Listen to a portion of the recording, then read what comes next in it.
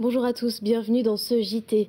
Rendez-vous sur les planches dès demain pour les Théâtrales 29. Des rencontres de théâtre amateurs vont avoir lieu tout le week-end dans le département. Le programme dans un instant avec Géraldine Roudotte, notre invitée. Avant cela, le point sur l'actualité de ce jeudi 26 mai dans le Finistère. Et on commence ce journal avec 9 voitures incendiées en une nuit à Brest. Ça s'est passé dans le quartier du Grand Kervin, des incendies qui seraient d'origine volontaire. Un homme d'une quarantaine d'années a été interpellé ce jeudi. Une enquête est en cours. C'est une première pour un hôpital en France. Le CHRU de Brest vient d'acquérir un tout nouveau système de traitement du cancer du sein.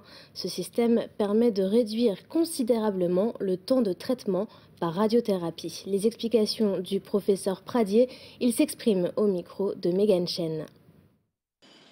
C'est une machine qui émet un rayonnement ionisant et qui permet de traiter une patiente qui a un cancer du sein pendant l'intervention chirurgicale, pendant un temps très court, de moins d'une heure, généralement de 3/4 d'heure, et qui remplace soit toutes les séances de radiothérapie, c'est-à-dire soit 35 séances de radiothérapie, soit dans d'autres cas, une partie des séances, c'est-à-dire une dizaine de séances de radiothérapie. Ça permet de mieux préserver les tissus sains.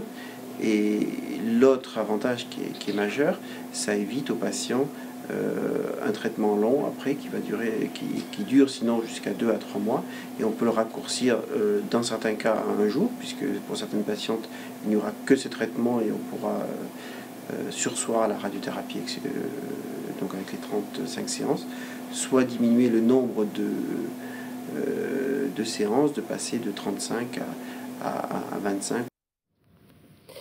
Vous l'avez remarqué, depuis plusieurs mois, le Finistère a la cote pour les tournages de films et ça crée des emplois. La preuve avec ce recrutement inédit, Pôle emploi recherche 1400 figurants pour le tournage du film Bowling cet été à Brest et Carhaix. Revue de casting avec François Héon de Pôle emploi Brest.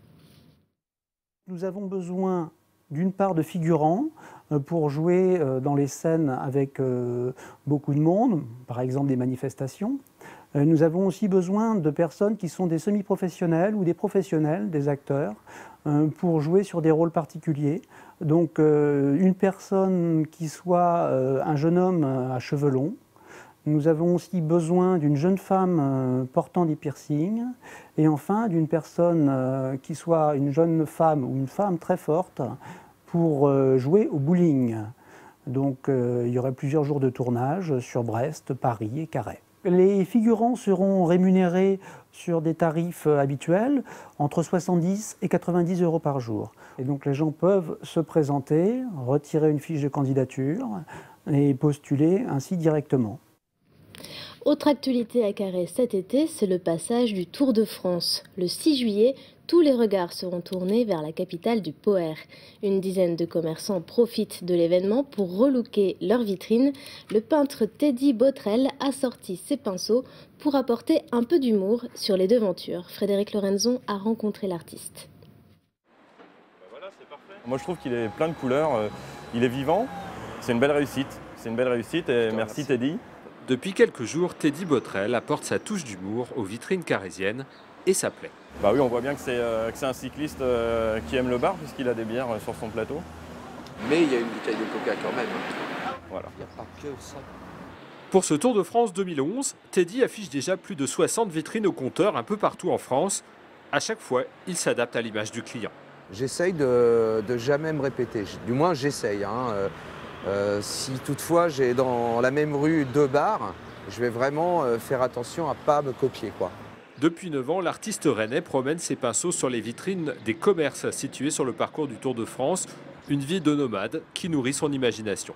Effectivement, je voyage pas mal pendant cette période du Tour de France. Pendant 2 mois, 2 mois et demi, je passe de ville en ville et je rentre pas beaucoup chez moi, mais ça en vaut la peine parce que je vois du pays, je rencontre beaucoup de gens. Ces rencontres et la créativité font le reste, comme ce drôle de peloton, place du Champ de Foire, là même où sera donné le départ du Tour le 6 juillet prochain. Mais à Carhaix, on ne pouvait pas passer à côté de l'autre événement estival. Je voulais associer aussi les vieilles charrues, parce qu'on a les 20 ans des vieilles charrues. Donc avec le peintre, avec Teddy, c'est ce qu'on a voulu mélanger un petit peu. Le cycliste, les vieilles charrues, donc on a voulu faire ça sur le côté un peu humoristique. Teddy reste encore quelques jours à Carhaix, au gré des rencontres et des commandes. Ensuite, il repartira pour son tour, avant le Tour. Et puisque l'on parle du Tour de France, sachez que la ville de Rosporden organise le 9 juin prochain une conférence avec le journaliste sportif Jean-Paul Olivier pour parler des cyclistes bretons et des étapes bretonnes. Une exposition de 140 photos sera également présentée à Rosporden toujours du 9 au 24 juin. Place à la culture et plus précisément au théâtre amateur. Géraldine Rodotte, bonjour. Bonjour. Vous organisez cette année la 9e édition des Théâtrales 29. Rappelez-nous le principe de ces rencontres de théâtre amateur. Alors, les Théâtrales 29 sont nées en 2003 avec une première édition uniquement sur Brest. Une dizaine de troupes de théâtre amateur étaient invitées. Et puis très vite, on s'est rendu compte, la Maison du Théâtre est missionnée pour coordonner apporter du soutien au théâtre amateur en Finistère, et il s'agit de mettre un petit coup de projecteur sur ces pratiques. Il est vrai que souvent les troupes jouent chez elles devant un public acquis, on va dire, un public d'amis, un public familial, et il a été question là de proposer aux troupes du Nord d'aller jouer dans le Sud et inversement. Donc ce sont vraiment des rencontres. On a l'habitude de dire que c'est pas un concours, pas une compétition, il n'y a pas de sélection. L'idée, c'est vraiment l'échange et la rencontre avec les publics du département. Alors, qu'est-ce qu'on appelle amateur ? Alors, amateur, on va dire par définition, c'est celui qui n'est pas professionnel. En fait, il s'agit de passionnés qui, toute l'année, s'investissent soit au sein d'un atelier, d'une UMJC, du NPT, d'une Maison pour tous ou d'une troupe. On a recensé, comme je vous disais, 150 troupes sur le département. Et ce sont des gens passionnés qui vont ensemble monter une pièce et présenter dans le cadre de cette manifestation du week-end. Donc de tous les âges. De tous les âges, évidemment. Avec notamment une après-midi samedi à l'Opérec consacrée aux ateliers de jeunes. 4 jeunes venant des Skibiens ou de Brest vont présenter leur travail. Voilà, des jeunes âgés de 16 à 18 ans. Et alors, il y aura quoi ? Du théâtre classique ou des originalités ?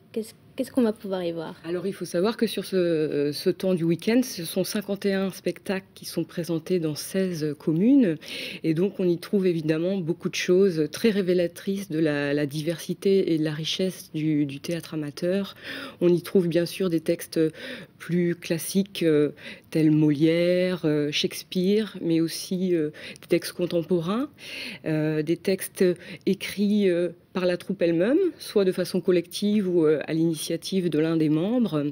Et puis, bien sûr, beaucoup de diversité aussi dans les formes, puisqu'on va y trouver des comédies, du rire, de la légèreté, mais aussi des questions de société plus ancrées aujourd'hui sur des questions contemporaines, d'actualité. À qui s'adressent ces rencontres ? Alors, elle s'adresse bien évidemment à tous. L'idée, c'est justement de toucher le maximum de publics, d'aller à la rencontre des publics les plus divers sur l'ensemble du département, de Morlaix à Concarneau et de Saint-Pabu jusqu'à Kerglof. Ça s'adresse même aux Bretonnants ? Oui. Il y avait quelques pièces en breton. Tout à fait. Cette année, on a deux troupes de théâtre amateur qui travaillent le théâtre en breton et qui présenteront vendredi soir et samedi soir à Concarneau 2 spectacles. Alors, est-ce qu'il y aura d'autres temps forts pendant ce week-end ? Oui, donc je parlais de la journée consacrée aux jeunes, mais il y a bien sûr la journée finale du dimanche. Il faut savoir que le principe pour le public, c'est vendredi et samedi, d'aller voir une soirée où ils vont pouvoir voir 2 spectacles.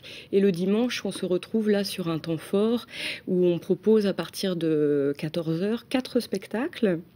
Et puis entre chaque spectacle, une scène ouverte où d'autres troupes qui n'ont soit pas pu participer cette année parce qu'ils n'étaient pas prêts à venir présenter un extrait de travail ou un sketch. Donc tout ça dans un esprit de rencontre et d'échange.